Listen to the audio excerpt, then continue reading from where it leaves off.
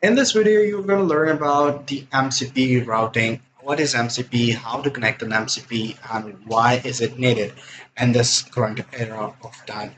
So if you go to the plus icon and go to the connectors, you see connectors that are already integrated and the connectors that you guys can add. If you go to the browse connectors, these are the native connectors, means these are the MCPs of that specific platform. For example, if we go ahead and pick one platform, for example, these are all the new ones. Let me go ahead and pull up an old one like Canva.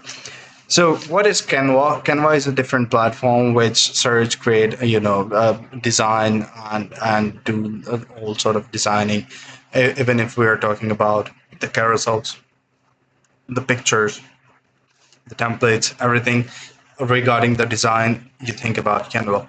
How to connect Canva and the Claude? We use an interconnection that is also known as MCP routing. So MCP routing is the API key sending the signals with the specific numbers and digits and password intact inside of it. With your that is also linked with your account of that specific platform. Once you go ahead and connect it with that, those ratings and API keys are integrated now from here.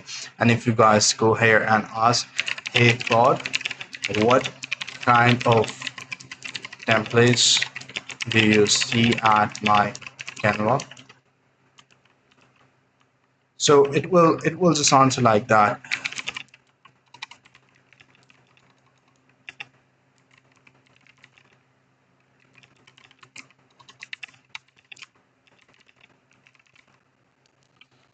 So if I go ahead and put this, what it will do, it go ahead and research about it, open up the Canva using the MCP routing, and does it will always.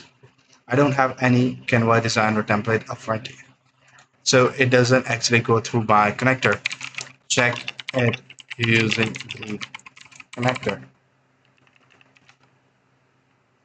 Once I ask it to use the connector, it will go ahead and use the connector and see what sort of templates are there inside of it. And also, if you guys want to add a custom connector, you guys can always do it like that. So these are all the data. You guys can see that after being pulled out of the connector, but without mentioning the connector, it doesn't pull any sort of template. Now, if I want to add any sort of custom connectors, that kind of a connector which doesn't have a native application available on the browse connectors menu, you guys can go to the add connectors option, name it remote MCP server URL, you just paste it and then click on connect. Thus you will be able to connect it. So that's pretty much it for the video. See you in the next one. Take care.